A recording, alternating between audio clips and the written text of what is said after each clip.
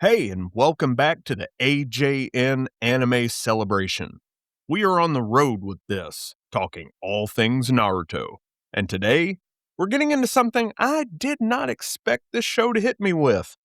Because I'm going to be honest with you. When I first looked at Naruto back in the day, I thought I had it all figured out almost immediately. Yeah, I know what this is. Loud kid in orange, screaming all the time, running like he missed the bus. You've got the emo rival, the pervy mentor, the too cool to care teacher. I was like, yeah, dude, I get it. But I did not get it. Because what Naruto actually does over and over again is take that very first impression and completely break it. And not in some big twist kind of way, but in a quiet, uncomfortable, hey, maybe you were a little too quick on that one kind of way. And that's when it clicked for me. Naruto isn't just telling a story, it's teaching you something. It's teaching you to pause before you judge people. And real life? Well, real life does not give you that pause.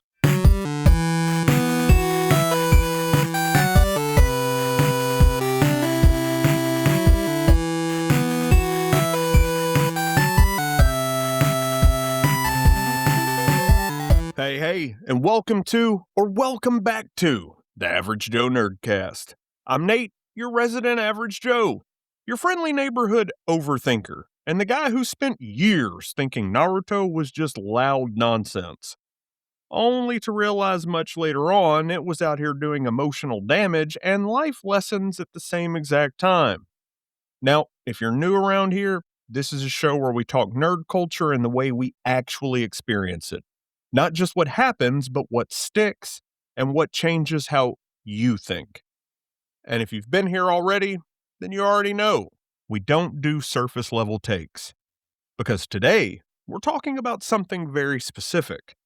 Naruto teaches you to pause before judging people, and most of us don't do that in real life.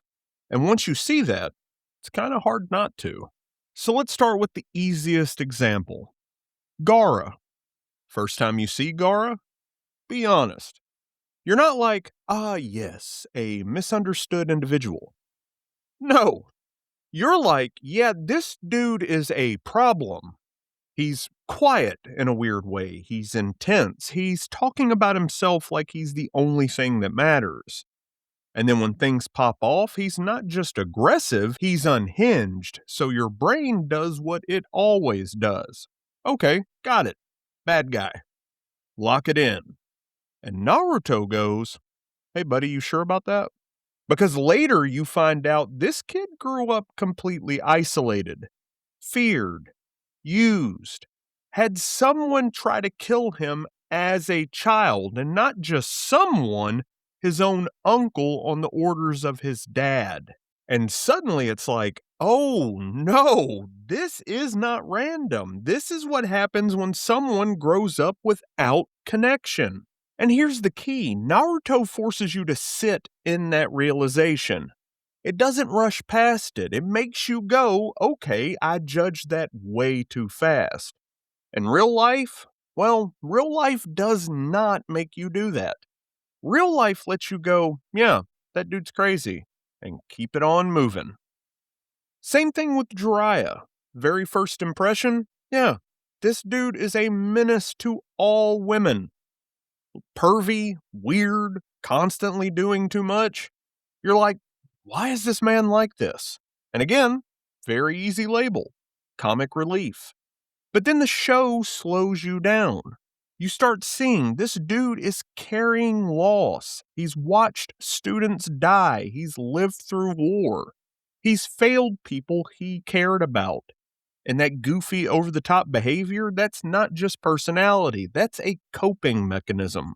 And now your read changes. Not I was wrong, but I didn't have the entire picture.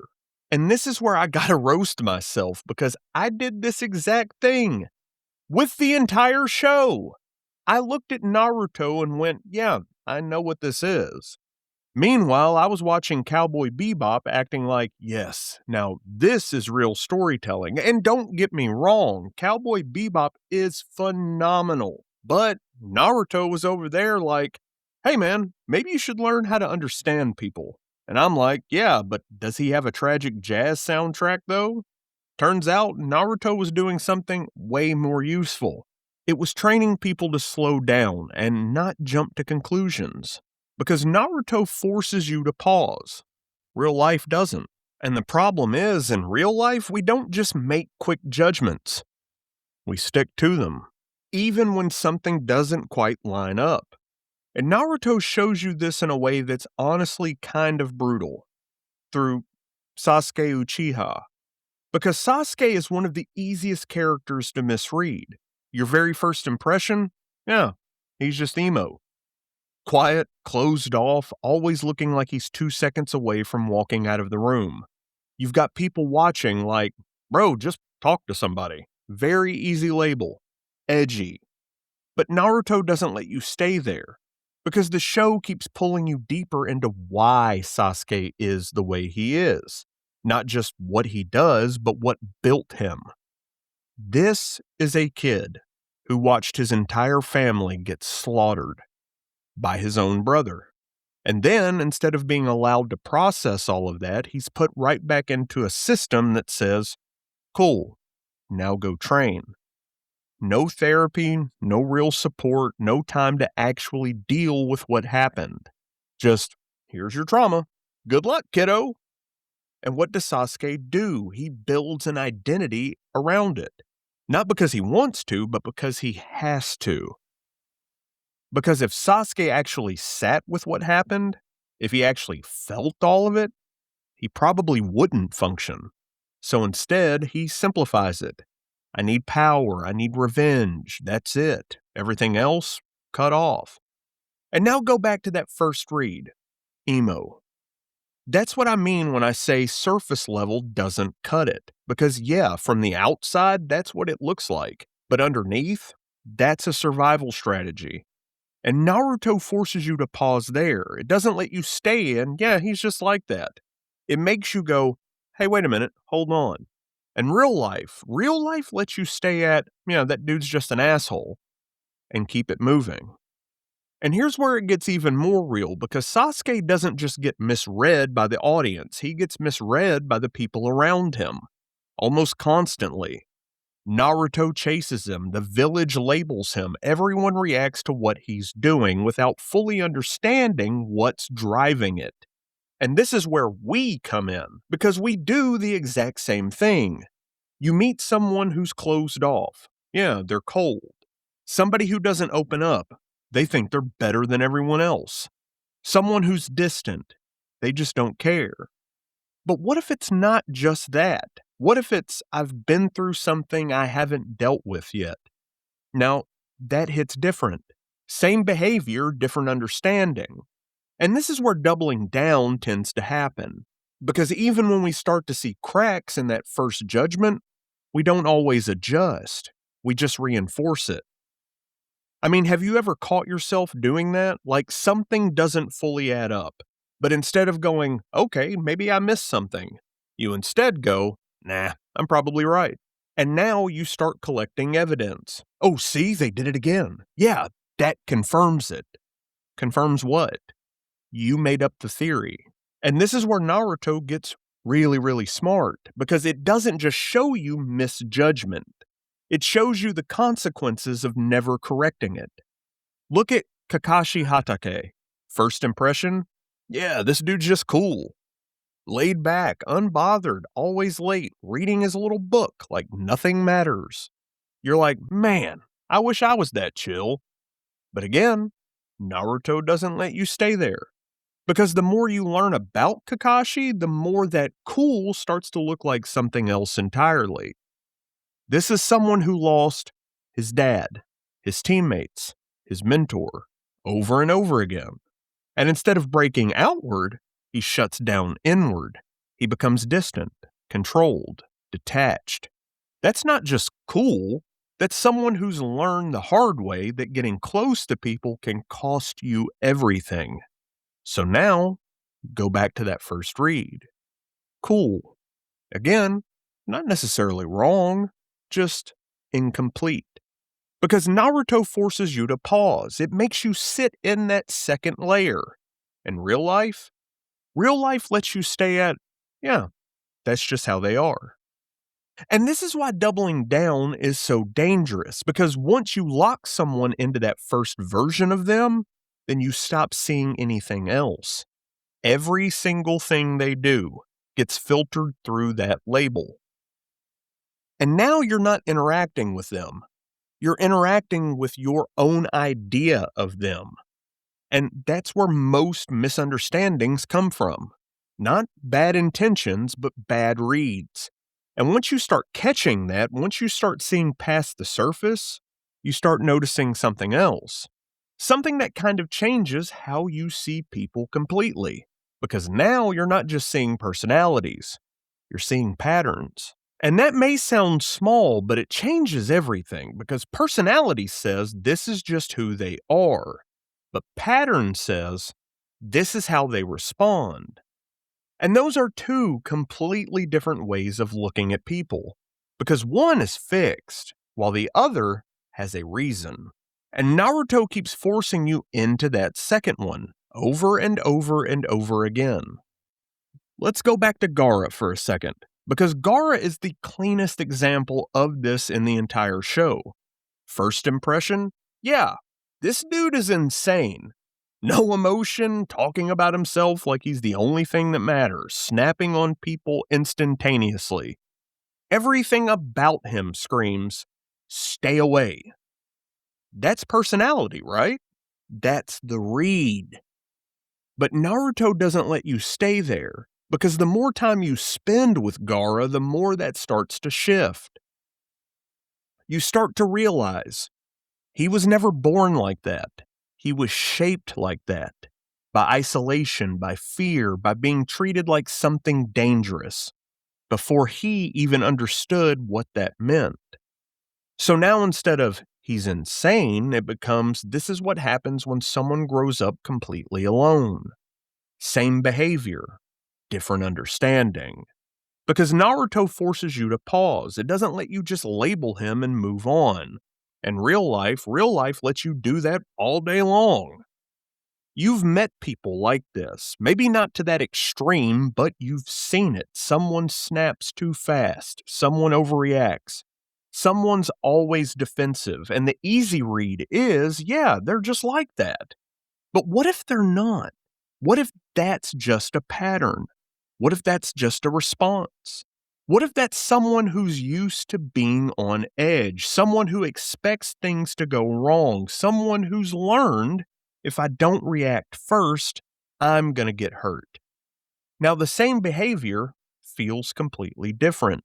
And this is where everything starts to connect, because once you see patterns, you stop reacting to every moment like it's brand new. You stop taking everything personally. You stop escalating things that don't need to be escalated. Because now you're seeing the system underneath the behavior, not just the behavior itself. And this is where we mess ourselves up all the time, because instead of recognizing patterns, we overanalyze moments. You ever replay a conversation so many times you create a whole new version of it? Like somebody says one slightly off thing, and now your brain is like, okay, let's break this down. You're analyzing tone. You heard how they said that, right? You're pulling receipts from 3 conversations ago. Okay, but last time they also. Now you've built a full narrative.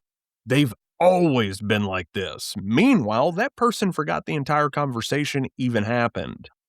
Like we are doing mental gymnastics for absolutely no reason. Because we're reacting to moments instead of recognizing patterns. And that's why everything feels bigger than it actually is, because when you don't see patterns, every single interaction feels like a new problem. Every tone shift feels personal. Every single misunderstanding feels intentional. But when you do see patterns, you start going, okay, this isn't really about me. This is something they're dealing with. And that changes how you respond. Not perfectly, but noticeably. And again, this is the stuff I thought I was too grown for back in the day. Meanwhile, Naruto was out here like, hey dude, maybe don't take everything personally. And I'm like, yeah, but is he going to power up though? Turns out, This right here is the real power up. Because Naruto forces you to pause and look for the pattern. And real life lets you react to the moment and just move on. And once you start seeing people like that, patterns instead of just personalities, you run into something else. Something people get wrong all the time. Because just because you understand the pattern doesn't necessarily mean you agree with the behavior. And this is where people can get it twisted because once you start seeing past the surface, once you start recognizing patterns, once you actually understand why someone is the way they are, there's this weird assumption that comes with it that if you understand someone, then you have to excuse them. And Naruto is very clear about this. That is not the case. Understanding someone does not mean you co-sign what they're doing, like at all. And the best example of this is Pain, because Pain is one of the most dangerous characters in the entire show and also one of the most understandable. This is someone who grew up in constant war, watched his parents die, lived in a world where suffering wasn't occasional, it was normal. And instead of breaking immediately, he tries to make sense of it. And the conclusion that he comes to is honestly kind of terrifying. But it definitely makes sense. If everyone experiences pain, then maybe everyone will understand each other. And when you first hear that, you're like, wait a minute, what? But then you really sit with it and you realize this isn't random. This is someone trying to solve a problem with the only tools that he was given: pain, loss, suffering. So now you understand him. You understand how he got there. You understand why he believes what he believes. But that doesn't make him right. And Naruto doesn't pretend it does, because Naruto does something really important in that moment. He doesn't go, yeah, you're right. And he doesn't go, you're just evil. He sits in that middle space. Because Naruto forces you to pause, to understand, but not to excuse. And real life struggles with that, like a lot. Because we tend to swing one way or the other. Either, I don't care what you've been through, that's wrong, or, well, they've been through a lot, so it's fine. And neither one works because one ignores context and the other ignores consequences. And you need both. You need to understand the context and still hold the line on the consequences. And that is hard, really, really hard, because it's so much easier to just pick a side, way easier to label someone and just move on, way easier to avoid that uncomfortable middle ground. But that middle ground, that's where clarity is. That's where better decisions come from. And you see this contrast really clearly when you look at someone like Sasuke again. Because Sasuke is also understandable. Everything he does comes from something real: loss, betrayal, a system that failed him. You can understand every step of his path, from the village to Orochimaru to everything that comes after. But Naruto doesn't just go, yeah, do your thing. He understands him and still fights him.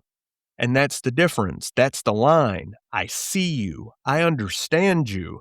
But I'm not letting you keep going down this path. And that's where Naruto separates itself from surface level storytelling. Because it doesn't simplify people, it doesn't flatten them into good, bad, right, or wrong. It lets them be complicated, and it forces you to pause just long enough to sit in that complexity. And real life, well, real life lets you skip that part almost instantly. And I had to learn this the hard way because I used to be one of those people that was like, I either rock with you or I don't. That was it. There was no middle ground, no nuance, just you're good or you're not. And life will humble you real quick with that mindset because you start realizing people don't fit neatly into those boxes at all. And if you try to force them into those boxes, you end up creating problems that didn't need to exist. Misunderstandings, unnecessary conflict, situations that could have been handled so much better. if you had slowed down. And that's the skill Naruto is actually teaching, not just understanding people, but knowing what to do with that understanding. Because once you can do that, once you can see past the surface, recognize the patterns, and understand without excusing, you start moving differently. You start responding instead of reacting. You start creating space where there used to be friction. And that leads to the last piece of this entire thing. Because all of this sounds good in theory, but there's one big question left. Why doesn't real life teach us this the same way Naruto does? And I think it comes down to something incredibly simple. Naruto forces you to sit in that moment. Real life doesn't. Because in Naruto, you don't get to just label someone and move on. The story will not let you. You think Gaara is just insane? Cool. Now sit with his childhood. Sit with the isolation. Sit with what it actually felt like to grow up like that. No skipping. No fast forward. You're staying there. You think Sasuke is just emo? Cool. Now sit with loss. Sit with the betrayal. Sit with what happens when nobody helps you process it. Again, no skipping. You think Kakashi is just cool? Awesome. Now sit with everything he's lost. Sit with what it costs to keep going after that. You think pain is just evil? Cool. Now sit with war. Sit with what constant suffering does to someone's worldview. Naruto doesn't rush you through any of that. It slows you down. It forces you to sit in the why. Because Naruto forces you to pause, and real life doesn't. And that's the difference. Because in real life, you don't get episodes, you don't get backstory dumps, you don't get clean explanations. You get moments, very quick ones, messy ones, incomplete ones. And you're expected to make a judgment right there on the spot. And most people do. They react, they label, they just move on. But if you take what Naruto teaches you and you bring it into real life, then you start doing something different. You start pausing, even for just a quick second. You start asking, okay, what am I not seeing here? And that one question changes everything. Because now you're not just reacting, you're thinking. You're not just labeling, you're understanding. And you're not just escalating situations anymore, you're navigating them. And that doesn't make life perfect. It doesn't magically fix everything. It doesn't mean people won't still be difficult or messy or frustrating. Because they will, including you, including me. But it does make you better at dealing with it. It makes you harder to trigger, harder to pull into unnecessary conflict, harder to trap in those same cycles. And I think that's why this hit me so hard watching Naruto now at 37. Because I realized something. The show I wrote off as too childish was actually teaching a skill that most adults, they still haven't learned. How to slow down and actually see people. And yeah, younger me definitely would have missed that too. He would have been like, yeah, that's cool, but who wins the next fight? And now I'm sitting here like, man, this might be one of the most useful things I've taken from a cartoon. Because Naruto teaches you to pause. In real life, well, my friends, that's on you. So, Naruto didn't just give us really amazing characters. It gave us reps. Reps in slowing down, reps in not jumping to conclusions, reps in realizing you probably don't have the entire story just yet. And I'm curious, how did Naruto hit for you? Did you grow up with it? Did it shape how you see people? Or are you kind of like me, just now realizing this show had way more going on than you gave it credit for? If so, come hang out with us in the Average Joe Nerdcast private Facebook group, The Lobby. That's where the real conversations can happen. That's where we break these episodes down and argue about them just a wee bit. And we get into the stuff we didn't have time to hit on mic. And we play a lot of fun games. I'll drop the link to the page in the show notes, or you can head straight over to Facebook and in the search bar, just type Average Joe Nerdcast The Lobby, and you will find the page. And make sure you're following the show wherever you listen. Spotify, Apple, wherever you park your pods. Because we are right in the middle of the AJN anime celebration. We've got more Naruto episodes coming. all from different angles. And trust me, it only gets better from here. As always, shout out to my player 2. And shout out to everyone behind the scenes that keeps this little ship of ours sailing into the all blue. And shout out to each and every one of you listening right now. Thank you for pulling up, for sticking through the long episodes, and these quick hitter ones, and for being a part of this thing that we're building. As always, stay gold, nerd bold. The lobby's always open, and I'll catch you on the next one. Game over.